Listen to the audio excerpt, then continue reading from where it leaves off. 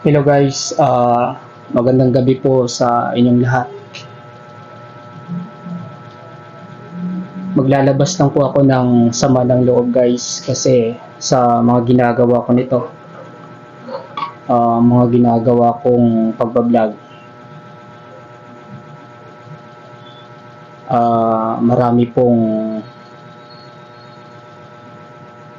pong nagsasalita sa akin na ako daw, nababaliw na daw ako.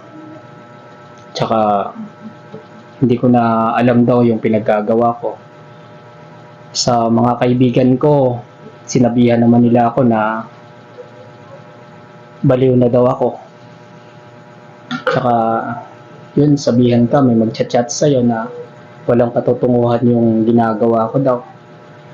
At lalo na, hindi lang po yun.